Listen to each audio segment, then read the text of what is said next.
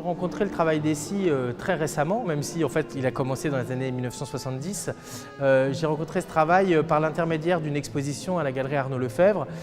et ça a correspondu à un moment de redécouverte du travail d'Essy, donc qui était une artiste qui a été très active, visible dans les années 70. Pas très, relativement visible, on va dire. Elle avait eu quelques expositions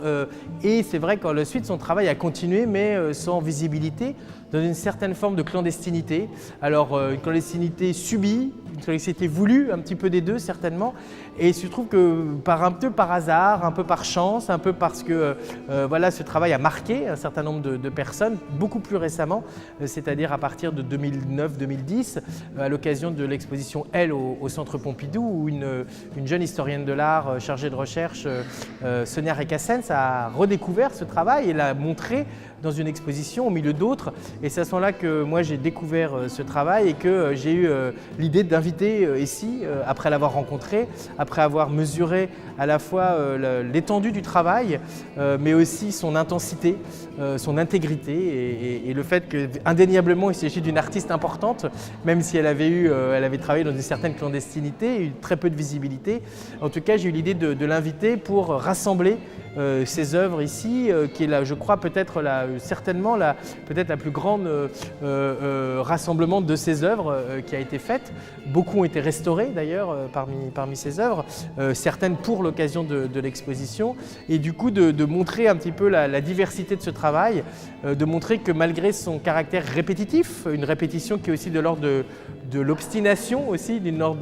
de l'insistance et de la résistance, et il y a beaucoup de variations très subtiles qui se font, à la fois dans les couleurs, mais aussi dans les motifs et dans les matériaux, et qui en font un travail que je qualifierais moi de poétique, au sens où il a une forme de graphisme, il a une sorte d'utiliser la question du langage, d'un langage, on va dire, de signes, mais que ces signes en fait n'ont pas un sens, n'ont pas une logique de sens, on pourrait dire,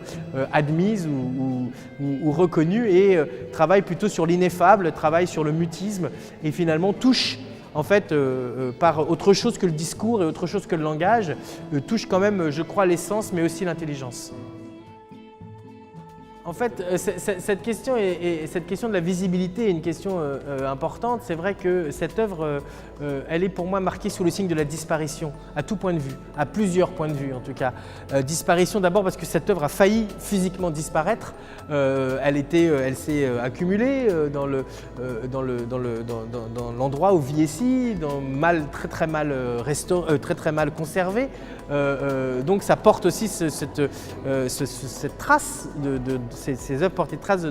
finalement de la restauration. Et puis après, alors ça c'est moi qui le pense, je pense que c'est un travail aussi qui est au bord de la disparition, parce que finalement il est extrêmement discret de toute façon, naturellement, à la fois un travail très subtil de motifs qui sont presque évanescents sur la toile, qui sont presque en train de disparaître, avec des couleurs aussi, beaucoup de tons sur tons, beaucoup de